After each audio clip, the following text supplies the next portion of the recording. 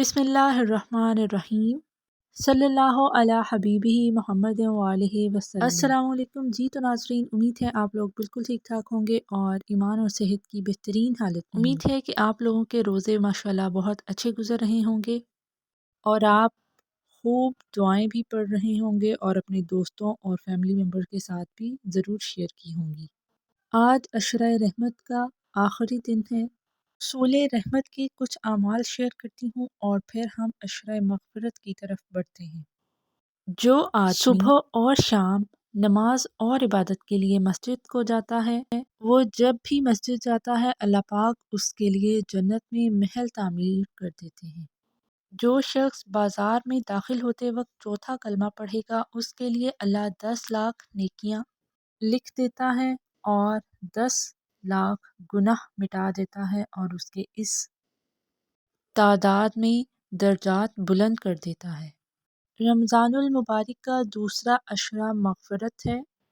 اس ماہ مبارک میں تمام شیاطین کو قید کر دیا جاتا ہے۔ ہر رات رب کی طرف سے اعلان ہوتا ہے کہ کون ہے جو مغفرت طلب کرنا چاہتا ہے اور گناہوں کی معافی چاہتا ہے۔ بہت ہی محروم ہوگا وہ شخص جو اس مغفرت کے عشرہ میں اپنی بخشش نہ کروا سکے۔ صبح سے شام گناہوں میں گزارتے گزارتے 100 سال ہی کیوں نہ ہو گئے ہوں، تو ان لمحات کو قیمتی جانیے اور اللہ پاک سے اپنے لیے مغفرت طلب کیجیے۔ اللہ رب العزت بہت مہربان، رحمان، رحیم اور کریم رب ہے۔ معافی کا حکم دیتا ہے اور معاف کرنے والے کو پسند کرتا ہے۔ معاف کرنے کی بات جتاتا نہیں اور فرشتوں میں یہ اعلان کر دیتا ہے کہ میں نے اسے معاف کر کے اپنا دوست بنا لیا ہے اور تم بھی اسے محبت کرو۔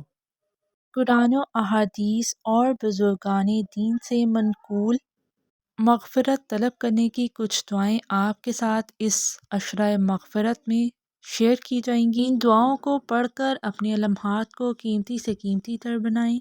جو یہ عمل کر لے گا وہ دونوں جہانوں کی خیروں اور بھلائیوں کو اکٹھا کر لے گا۔ اول آخر درود پاک کے بعد آپ نے عشرہ مغفرت کی یہ دعا سارا دن پڑھنی ہے اور آپ سمپل استغفار بھی کر سکتے ہیں۔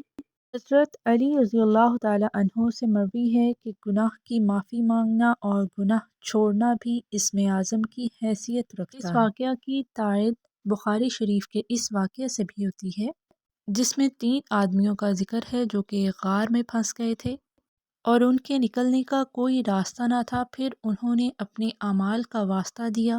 ان میں ایک شخص وہ بھی تھا جس کو ایک عظیم گناہ کا موقع میسر آیا، لیکن اس نے خوف خدا کی وجہ سے اس موقع سے فائدہ نہیں اٹھایا۔